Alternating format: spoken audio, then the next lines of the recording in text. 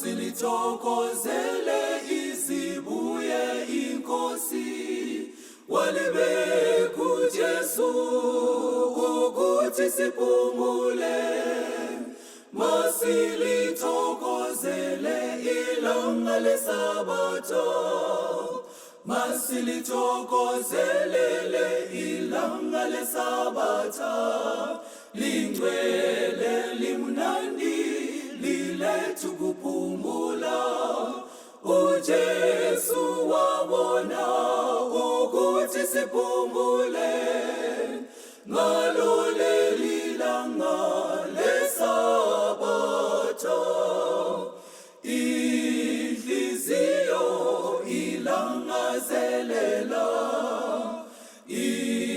ilanga leSabatha udini wewena udabukile na tholi Sabatha uphumule masilithokozelele ilanga leSabatha lingcwele limnandi lilethu kuphumula uJesu wabona ukuthi siphumule ngalo leli langa leSabatha iSabatha elimnandi lingcwele kithi lilethu kuphumula uJesu wabona ukuthi siphumule tholi Sabatha uphumule tholi Sabatha uphumule tholi Sabatha uphumule.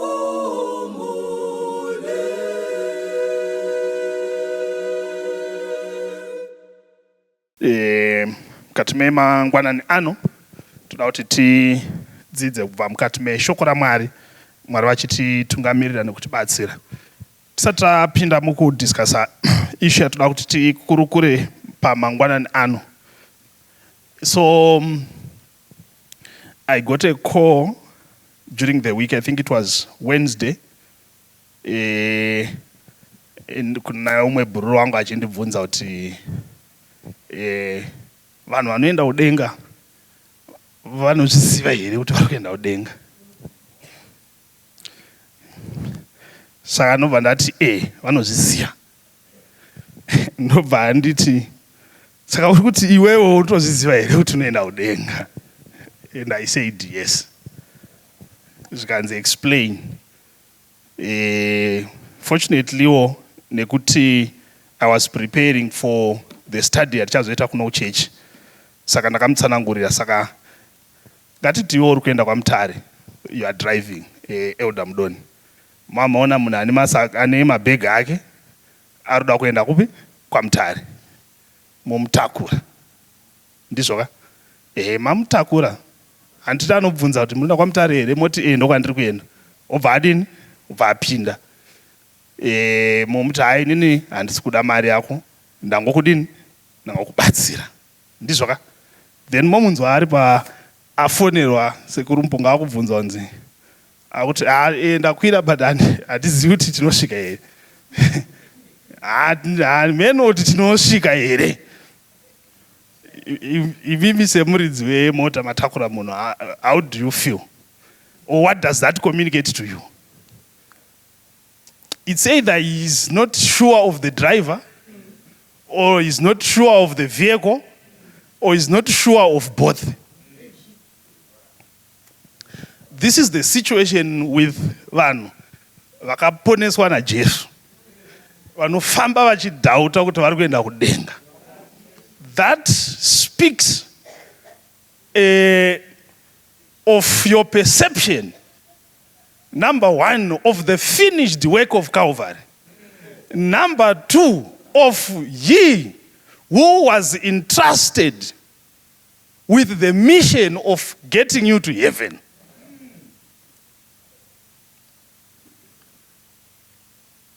saka hakuna munhu akagamuchira Jesu arufanira kunge asiri shuwa kuti ari kuenda kudenga.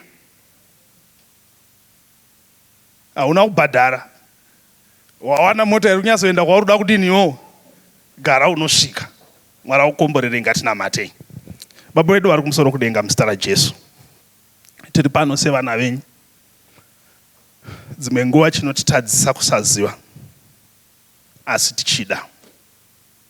Dzimwe nguva manzwiro atakaitawo shoko akanga asina kunyatsotsanangura zvakanaka, but tinokutendai nekuramba muchitipa mikana nguva imwe neimwe yekutaurwa kweshoko renyu, the same word, muchingotsvaga kuti isu tisimbe mamuri. Kati menguva ino sevhisi yatinayo inoyera, kwete nekuda kwedu, kwete nekuda kwevanhu vari pano, but nekuda kwezita renyu ratiri kutaura nezvaro. Tibatsirei, mutipe nyasha dzenyu dzinogara nekusingaperi. Mutaure kwatiri muzita raJesu. Amen.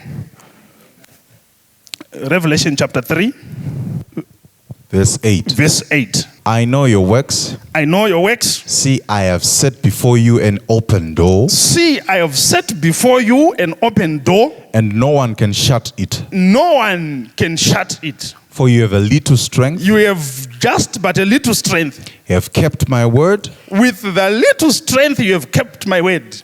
and have not denied. With the little My name. strength you have not denied my name. Mwari vakomborere kuverengwa kweshoko ravo. Muri peri chechi yaMwari? Yes. Zvikanzi tarira ndaisa kwauri mukova wakazarurwa. Muri peri chechi yaMwari? Hakuna anokwanisa kuuvhara.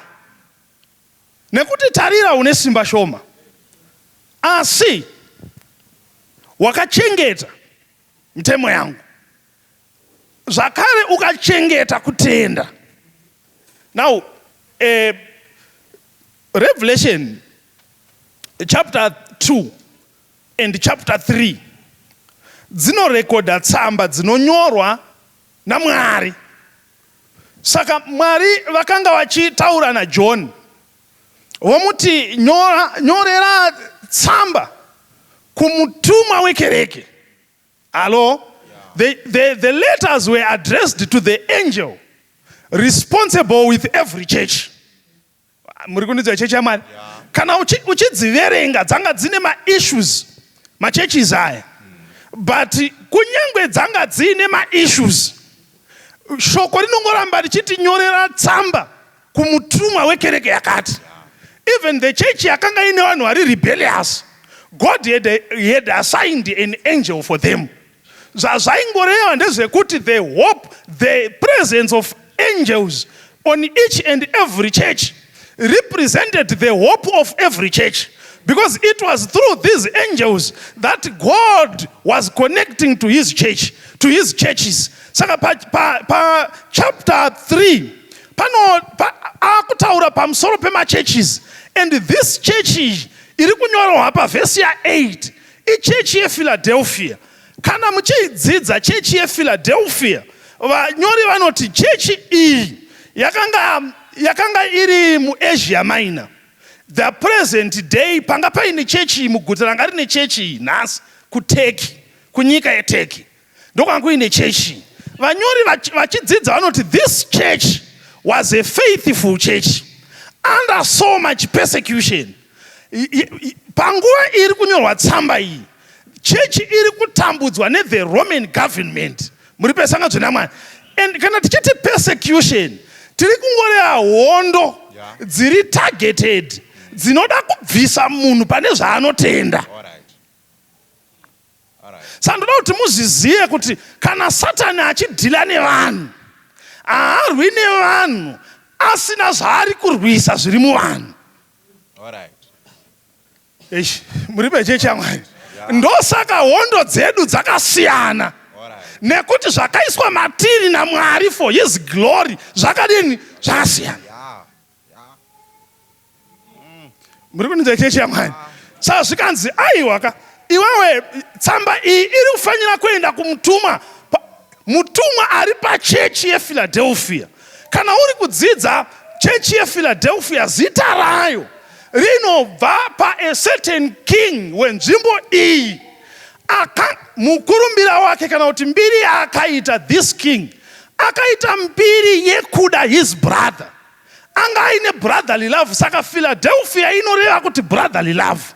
Saka vatendi vepaPhiladelphia vari kupiwa zita rekunzi Philadelphia because even vaine simba shoma, they had love for one another.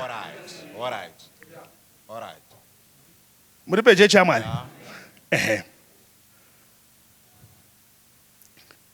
Zvaisafanira kutyisa kunamata nevanhu.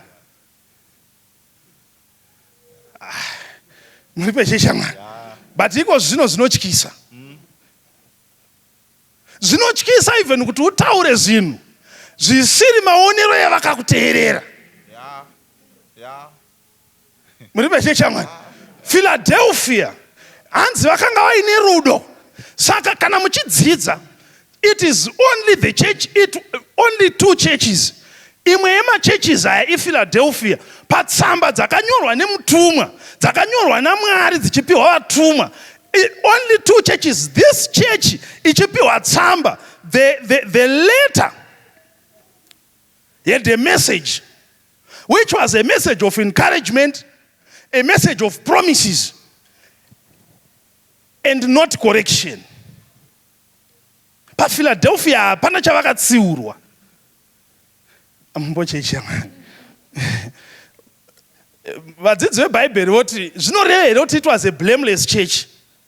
Zvikanzi no, because this church yanga ine rudo. Saka Paul anoti love covers everything. Mwari achiiona, aiona kana vanhu vachitsiurana paPhiladelphia, vanotsiurana nerudo. Kana vanhu vachidzorana paPhiladelphia, love is the greatest component. The letters, the Revelation 2 and 3, address spiritual conditions of every church. And the spiritual conditions manifest themselves in the physical condition. Ndanzikwana vanhu vashoma. Chatiri kudzidziswa netsamba dzaRevelation kumachurches ndechekuti vana vaMwari, life is spiritual. Amazondinzwa. Ndaiverenga bhuku raJobho. Ndakabatikana. Munoziva here imimi kuti Jobho akapindana nedzaakapinda nadzo dzese dziya asingazivi kuti chii chiri kuitika. Amuzondinzwa. So much that the book of Job was not written by Job himself. He had nothing to write. Anga asina background yestory yacho. Why? The decision had been made spiritual in the spiritual world.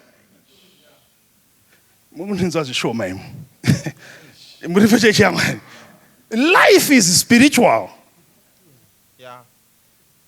Zvinhu zvatiri kusangana nazvo mu physical world zvadisaidwa in the spiritual world.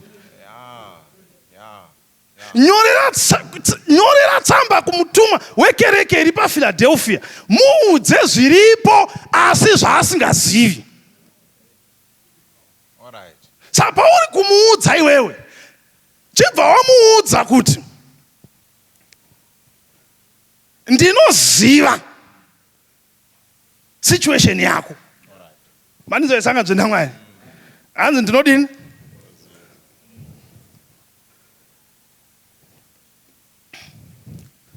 Vanhu vakambopindana nemasituations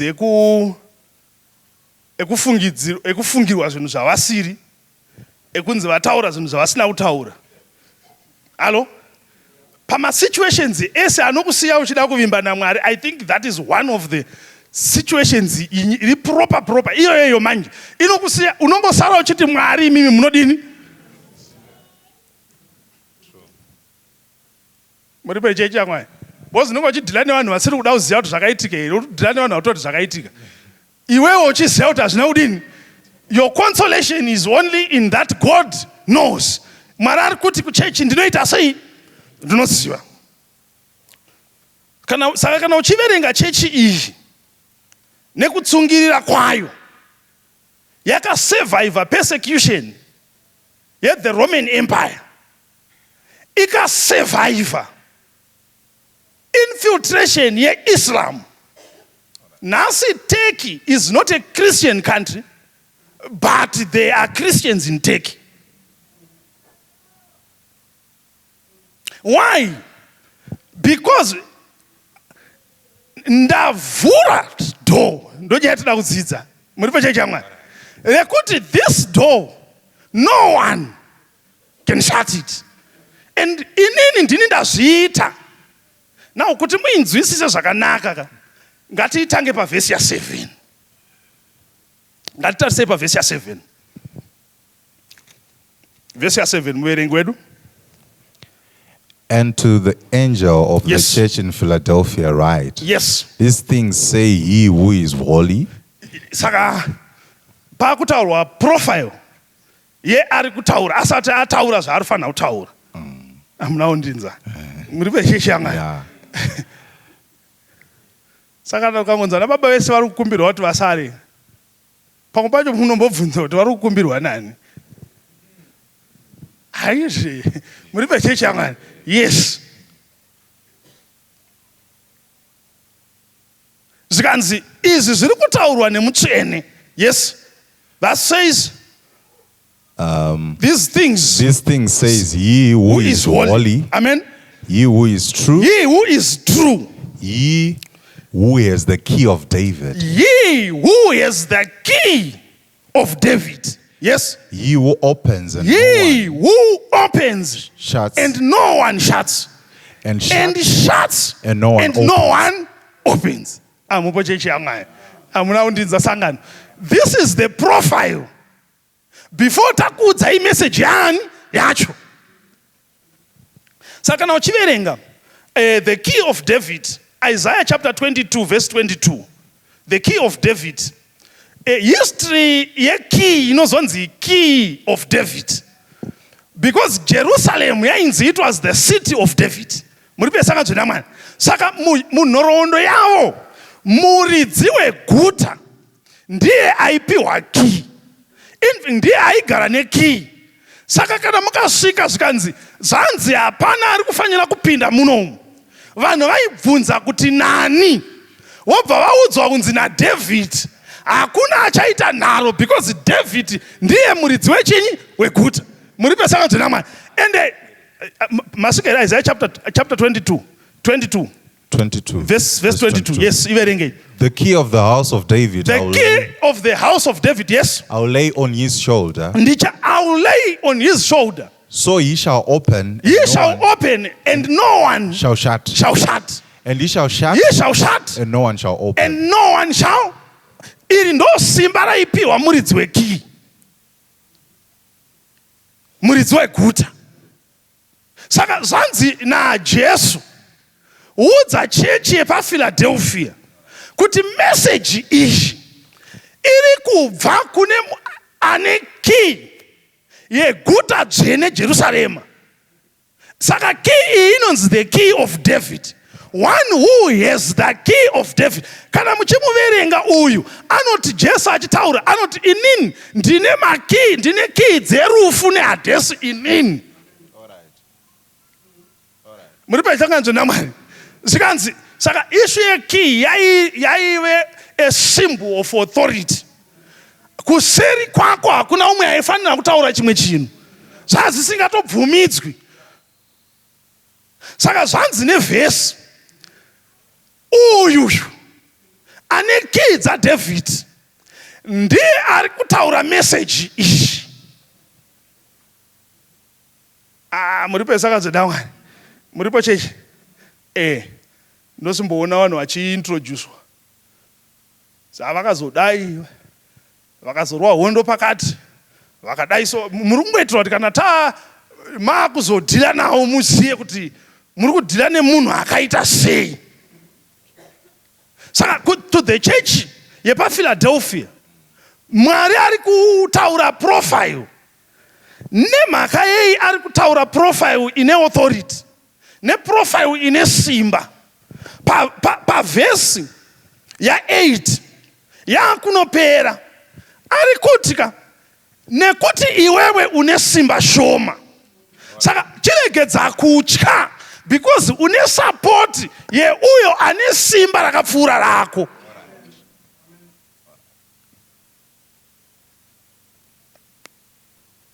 Muimba anoti nditungamirei Jehovha, ndiri mufambi mune simba ine handidini.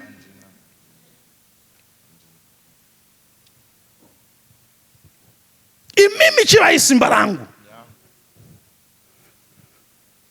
Saka kana muchidzidza the significance or the message yedo iri kuti raivhurirwei. Do iri raivhurwa kuti chechi yepaPhiladelphia irepresente Mwari munguva yayo. Saka zvese zvavaipiwa naMwari zvakanga zviri zvebasa raMwari, or every blessing yavaipiwa naMwari was to further the gospel of God. Amupo chechi yaMwari. Saka chechi izvi kuda kuita zvinhu zvakanaka vachiitira Mwari vaida, but vanga vaine simba shoma. Muri pechechi yaMwari. Nditeeresei tibve tatoonamata. Saka ukaitarisa unotoona kuti no, the challenge yechechi yepaPhiladelphia iri kuadreswa nesolution yauya naMwari. The church ine zvayaida kuita, but there was a door. And panga paine door, iwo vanga vaine little strength. Mupo cheshama. Vanhu vaMwari ka vakatonditeerera panavo vada kutosiya doro.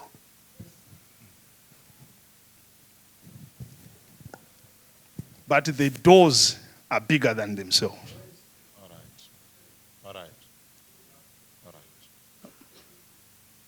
Havazongokuudzii chete bosi kana muchitaura nyaya yacho yedoro munenge mune ukasha hwekuti ivo vanotozotya kuti saka ndikamuudza manje ka ini ndinenge nditori doro racho hati, but kutosiya doro chairo vanhu vaMwari.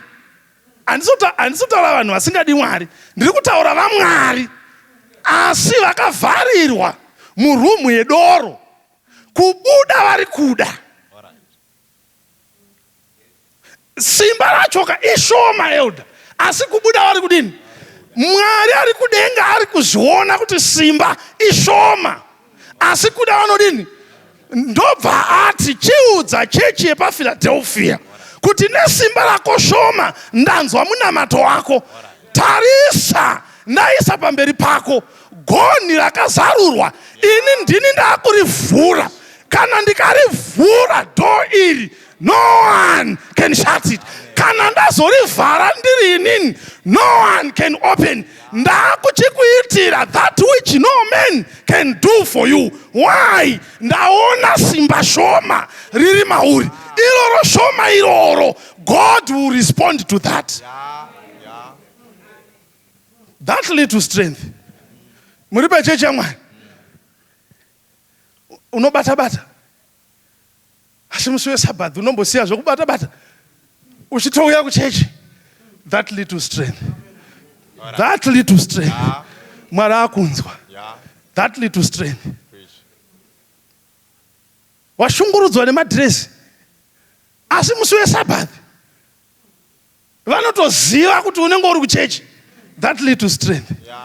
Philadelphia, that little strength. Mwari asi kutsvaka vanhu vane simba Mwari ari kungotsvaka vane simba chinyi chete, simba shoma iroro. Unfortunately, when we come to church, tinoshora vane simba shoma.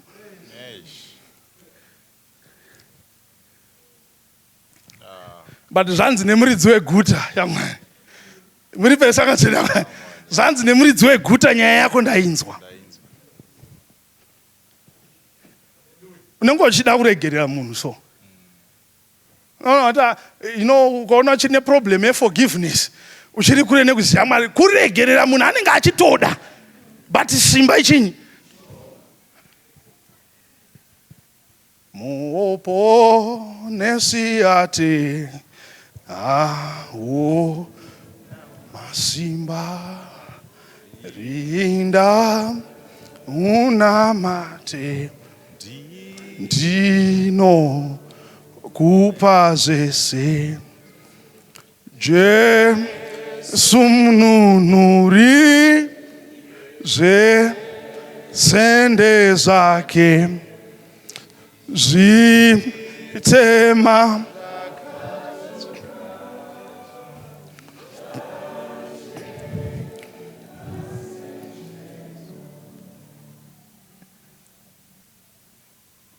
saka zvanzi naMwari, ndinotoziva kuti if I open the door, saka tese tinozviziva kuti kana door rikavhurwa pane vanofanira kupinda, nepadhoo rimwe chete iroro pane vanodini.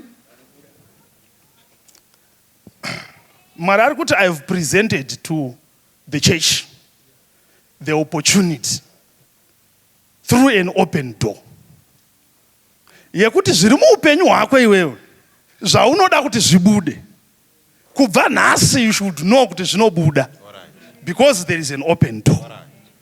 Siri muupenyu hwako iwewe zvaunoda kuti zvivemo kubva nhasi, unofanira kuziva kuti you can be that. Why? There is an open door.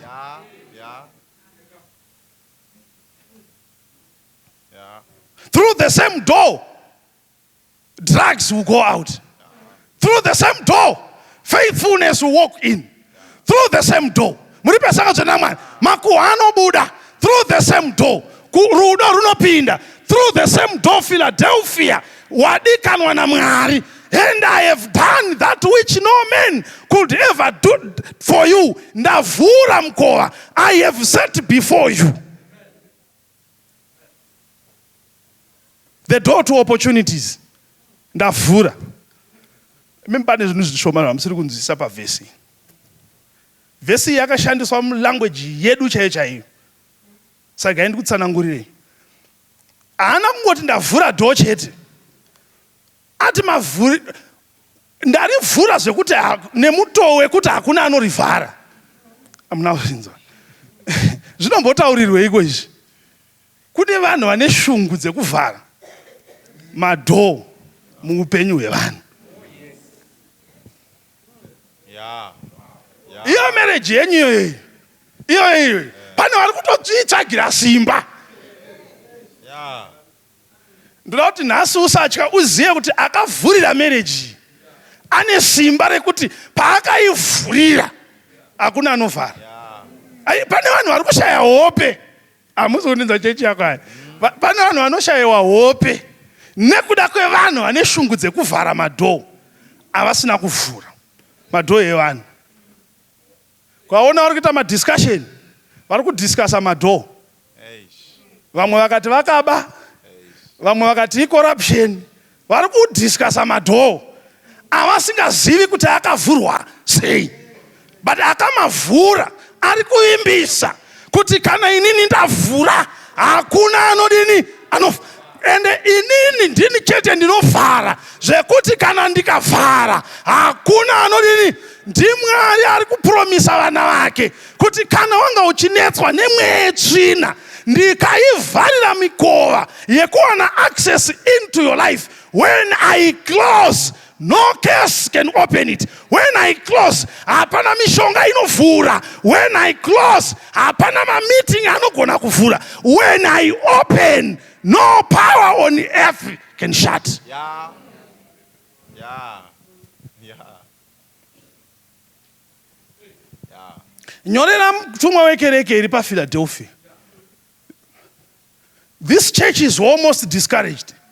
Yeah. Because vakatarisa zvakavakomberedza, votarisa simba ravainaro, vanozvibvunza kuti tinosvikepi, tinokunda here, simba ishoma. Zvanzi muudze mutumwa wekereke iri paPhiladelphia, muudze kuti marriage inomira nezita raJesu, muudze kuti haufi nezita raJesu, muudze kuti vana vako vakachengeteka nezita raJesu, nekuti kana ndakomborera hakuna anotuka.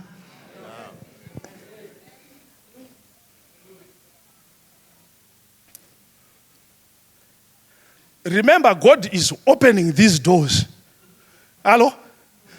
To give Philadelphia the opportunity to represent God. Amusukundinzwa chi. Aiziye kuti Mwari ari kuvhurira Philadelphia kuti ingo for prosperity. No. Prosperity for mission. Amusukundinzwa chechi yamwa. Muri peresanga zvenamwa. Inosiparidzwa vhesi. Kana akakuvhurira business hakuna anovhara. Apa taakutaura mabusiness ari kuvhurirwa mission. Muri perewana Mwari. Apa tisutaura mamarriage yese apa. Tiri kutaura mamarriage akaestablishirwa mission.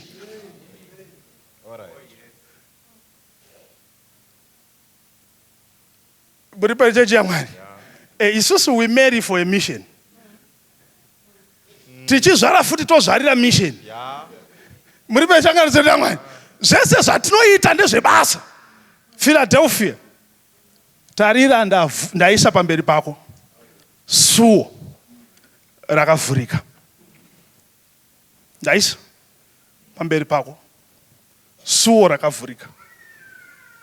Ende ndariisa nemutoo wekuti hakuna anogona kuvhara. Muri perechechi yaMwari. Ndoda kunamata nevana vaMwari.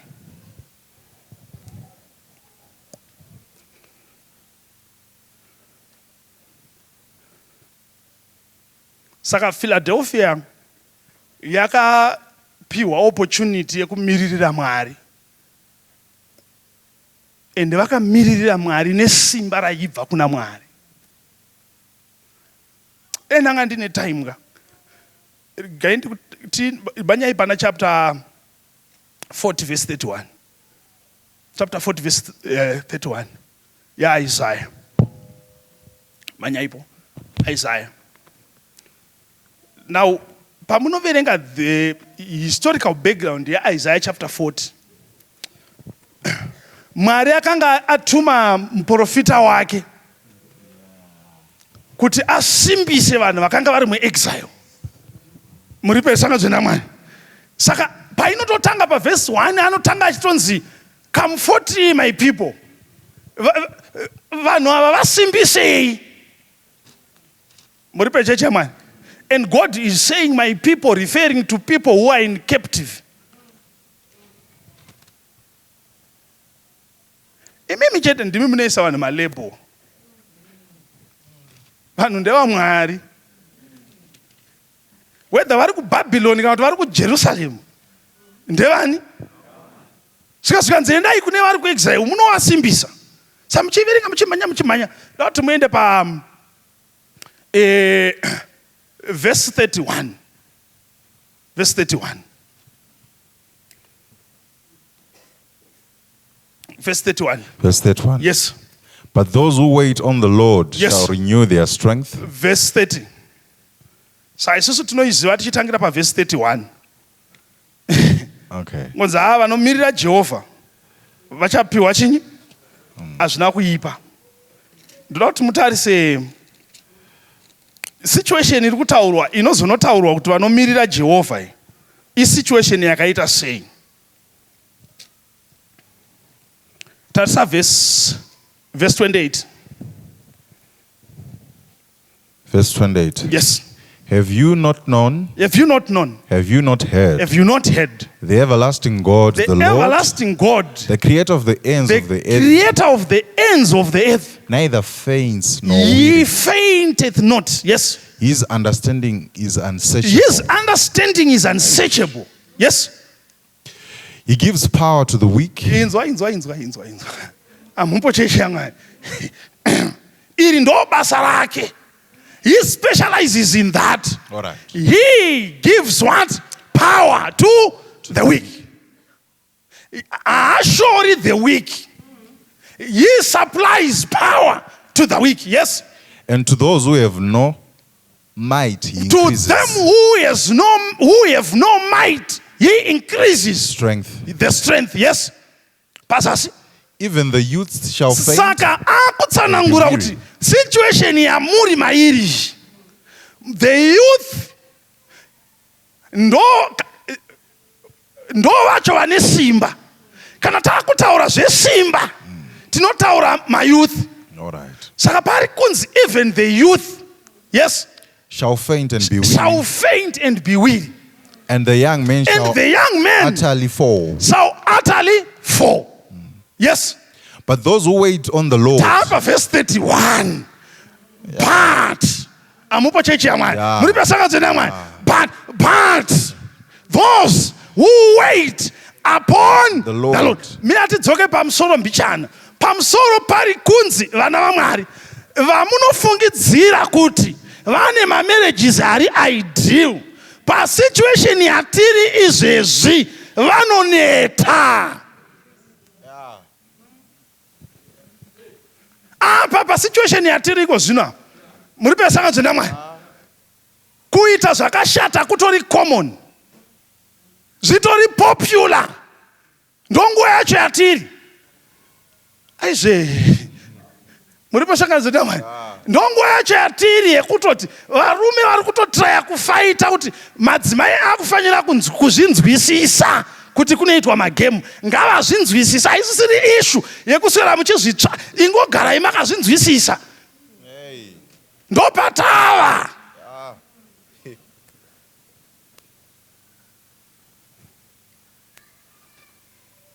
Zvikanzi, but there's a special group. There's a special group. Oh Lord, I want to be in that number. There is a special group. But those who wait upon the Lord, vanomirira Jehovah. Muri pesanga dzena mwari. Kwete vanotarisa economy, but vanomirira Jehovah. Kwete vanotarisa church, but vanomirira Jehovah. But those who wait upon the Lord shall renew their strength. They shall mount up with wings like eagles. They shall run and not faint. Why? Because they wait upon the Lord. Amuna ere kuverenga kuti vasina simba anovapa simba. Amuna ere kuverenga kuti vakaneta anovasimbisa. Nemhaka yai nekuti tiri munguva yekuneta, tiri munguva yekushayiwa simba, tiri munguva yekudonha. But those who wait upon the Lord. Udza chechi yepaPhiladelphia uvaudze kuti aiwa nauya salvation ndini ndinokuitirai. Chamuri kungoda chete isimba diki. That little strength is enough. Rekungomira. Kuti awigwa nedi tsitsi dzake ndoga mo uru yesi ru woko di kuna Jesu ndiye dombo neyo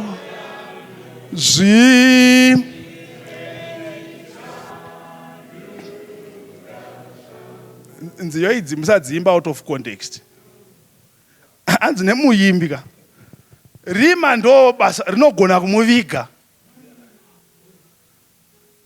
zvokuti vanhu vakakubvunza kuti aripi Jesu wako so akaputirwa nerima so amupo chechi yangu. If I don't understand his ways, I will trust his character. Ndozviri kuimbwa nemuimbi. Zvaaita iko zvino apa kama handisi kuzvinzwisisa, but ndichangogara ndichiti God is love. Kuti avigwa nedima, tsitsi dzake ndogarira. Amupo chechi yangu mumhepo huru yesimba, ruoko rwake ndodini. It is all about him, not about us. Maninzwe? Saka verse 28 ya Isaiah iri kunotora chidhakwa yoti bururu, hauna kunzwa here kuti kuri kupiwa vanhu chinyi? Hamusi kundinzwa? Verse 28 haisi kuenda kuchidhakwa yoti vanhu vanenge iwewe havaendi kudenga. Hamusi kundinzwa? We have been sent to Philadelphia kuti tinoudza vasina simba kuti ramuri kuona tiinaro iri harisi redu, kwatakapiwa richiriko.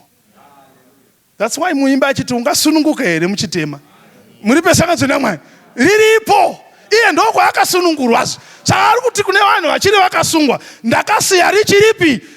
Munoda here kumushandira? Ini ndakanga ndisingadi, but ndaakumushandira nekuti riripi? Munoda here kuimba nekukudza? Riripi? Ririko.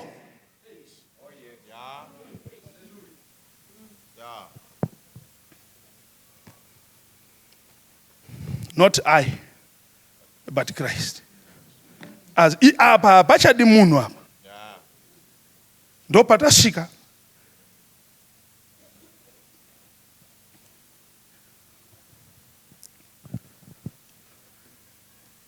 toda kuti tinamate nesangano raMwari, who were almost discouraged because of little strength. Muri pechechi yaMwari ndo vanhu vari kutodiwa naMwari kuti vapedzise basa ivavo, vane simba shoma ivavo.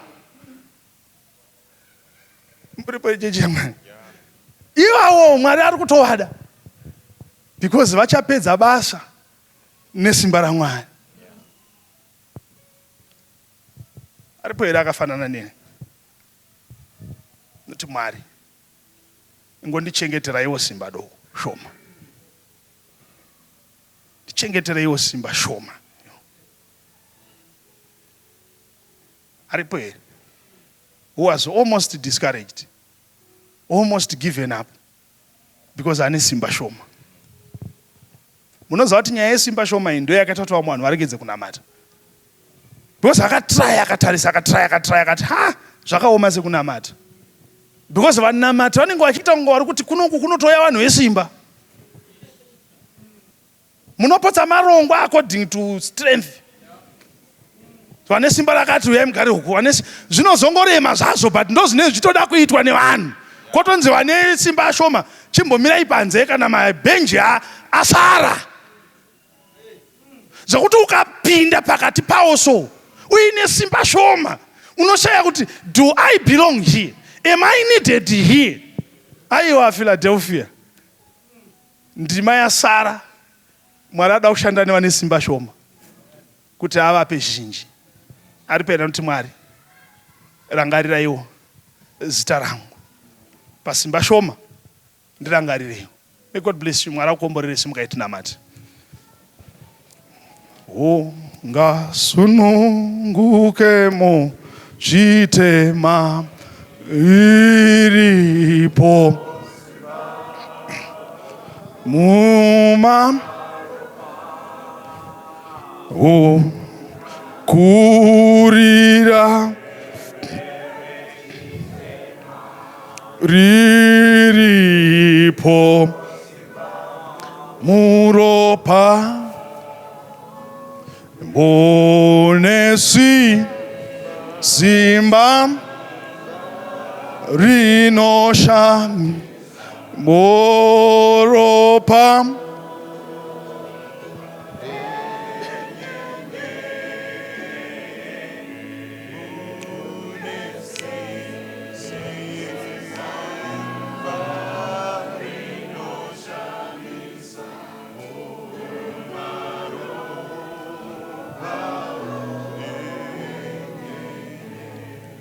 Saka naini ndikaita chinhu chinochallenge strength yangu, mwoyo mangu ndinotaura kuti ndichazodzoka. Simba radini rapo. Wandichaya iko zvino. Shuwa wandiwana ndisina chi? But kwarinowanikwa ndinokudini? Haisati yapera. Tarisa vanhu vakawanda vari pano vakachaiwa. Vamwe vakatoita give up. Ayo, uyampiwe simba. Kana vanhu vakaona vakapfeka hembe yakanaka vanobvunza kuti makaitenga kupi. Because vanoziva kuti iwo haugadziri hembe. The best you can do is kuona kwadzinogadzirwa. Uenda saka munoziva kuti vanhu vaifanira kuti vakatoona tisina simba, tiine simba pakusadhakwa, vaifanira kuti bvunza kuti makariwana kupi, because hazvizi mumunhu kusiyana nezvinhu zvino. Munhu akatozvarwa akadhakwa. Muri pechechi yaMwari. Imi muri kuvhairira vanhu nesimba, makatanga rini mugadzira simba imi? Udzai vanhu kunowanikwa simba. Tese tive nesimba. Zvinobvira kuti pakati pedu pane munhu mumwe chete kana vaviri who had almost given up. Anoti Mwari, zvamakaitirawo chechi yepaPhiladelphia ndiitireiwo. Because of your name, ndivhurireiwo madoo. Because of your name, ndipeiwo simba. Because of your name, pane zvinofanira kubuda muupenyu hwangu. Ndanzwa kuti makavhura dhoo, ndirangarireyo. Kana varipo vakadaro ivo, chakumbira ma-elders uyai tigamuchire vana vaMwari. We want to have a special prayer. Kuchechi kunouya vanhu vane simba diki. Usanyara, usatya nazvo. Vanobva kuno vapiwa simba naMwari. Vaimbisi, please, tibatsirei. Toda kunamata nevana vaMwari. Pari kuuya ma-elders uya tinamate nevo. Mune simba, Tinamate nevo. Mwari akukomborerei. Come. Tinamate.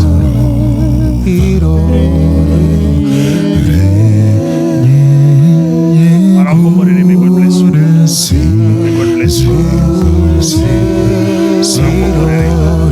God bless you. God bless you. Mwari akukomborerei.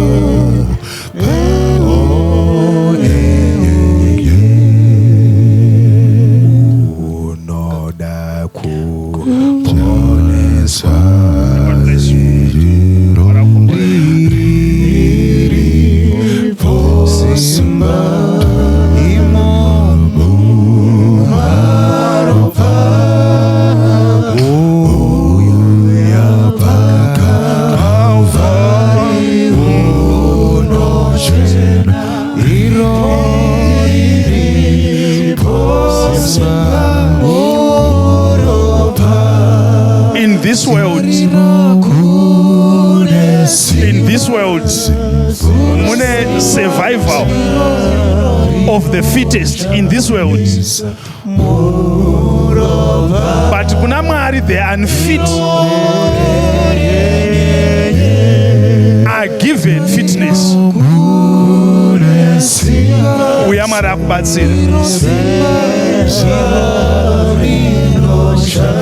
You had almost given up. Zvinhu izvi zvinokundika here izvi? Mwari ari kuti uya ndikupe simba. Munoda kuchenjezwa sechero ipo simba omaropa wara swambane ropairo iripo simba muropa. Amen. Ngatimbetese church simba rinoshamisa Moropa. Amen.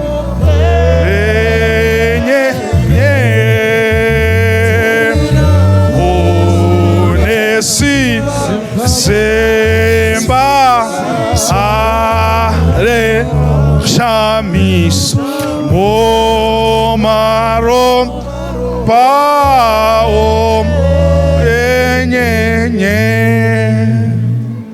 Elda Mpunga namatira vana vaMwari kuti munamatire church yePhiladelphia. We are harassed day and night by the devil, but nhasi mutumwa wekereke auya nemessage yekuti amidst all this, victory is certain. Saka vana vaMwari vasimuka umu, pane zviri kuvaremera zvokuti kana vasvika ipapo vakatestwa vanonyatsoonekwa kuti simba racho havadini, havana. Simuka kwataita tese kudai. Sada kuti munamate muchitenda Mwari kuti simba redu ririko, muzonamata muchiisa vana vaMwari vauya kuno mberi muruoko rwaMwari. Mwari avasimbise, tichitobuda muno vabude muno vaane conviction yekuti kudenga tinoenda nenyasha dzaMwari. Mwari akukomborerei muchiisa sangano raMwari mumaoko aMwari. Ngatinamatei. Baba vedu makanaka muri kumusoro kudenga, namuponesi wedu Kristu Jesu namweya mutsvene, masikati ano tinouya kwamuri tichida kutendai nekuti makavhura dhoo risina anovhara. Kana mukarivhara dhoo pamaproblems edu atinosangana nawo, Mwari kunyange ani nani hakuna anovhura, nekuti simba racho rine mimoga, hakuna umwe anaro. Mangwanani ano ndisati ndaisa sangano renyu pamberi pouso hwenyu, Mwari neniwo handina simba, ndingori but a sinner who also desires to be saved by grace. Ndinonamata mangwanani ano kuti masikati ano kuti munamato uyu dai ungakwanisa kusvika pachigaro chenyu chenyasha, ungasakanganiswa nezvandiri kushaya simba kwangu, nekuti ane simba racho ari pano, ane simba racho ataura kwatiri kuburikidza nemurandarume wenyu.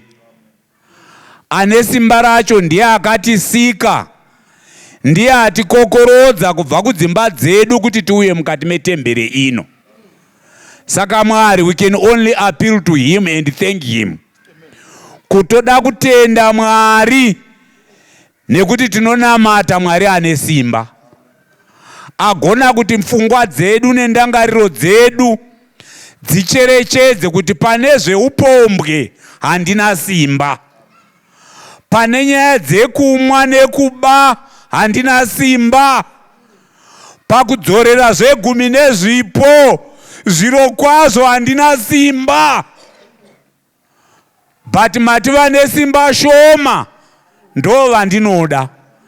Ndo saka sangano renyu rasimuka. Honor and glory may it be yours, the Lord. Nekuti tacherechedza kuti ane simba aripo, redu shoma harikaundi kana rake risipo. Mwari, toda kutendai, toda kutendai nevana venyu vafamba kuuya kuno kumberi vaine a special request kuti Mwari, dzimwe dzenguva hatisati tamutambira uya ane simba, asi chidiso chedu chekuuya kuimba yake chakakwana kuti atipepe kutangira. May you be with these young men and young ladies. Ivai nevakuru, ivai naanamai, kuti Mwari sarudza yavaita nhasi dai mungaivharira mumwoyo yavo, pashayikwe achavhura kuti ibude, asi kuti vavimbe mukati mezita renyu. Chikumburiraiwo kunyange mudziyo wamashandisa muzuva ranhasi. Kumburirai sangano renyu. Kumburirai kunyange vachanzwa mharidzo ino pamhepo, kwavari ikoko vari kukonfesa kuti simba hatina, ratinaro ishoma, but matipa the assurance that indeed we will be victors in you. Muzita ra Kristu Jesu muponesi tinonamata nekukumbira. Amen. Notenda Mwari wekudenga watikomborere, Mwari wakomborere kuverengwa kweswirawo. Onesiati hauna masimba, rinda una mate, dino kupa jese, Jesu mnunuri, jesenge jake, Zitema zakachuka, zachena sechero, tenzi ndazona, mune simbarese, muno pisa hosha, nemoyo wedombo. Jesu mnunuri, jesenge jake, zitema zakachuka, zachena sechero, andina kunaka, kungadi watsitsi, nguo yangu ndoge, zamro parengenge, Jesu mnunuri, jesenge jake, zitema zakachuka, zachena sechero, pachigaro chenyu, ndichamira nemi, ndichaisa zvese pamakumbo ake.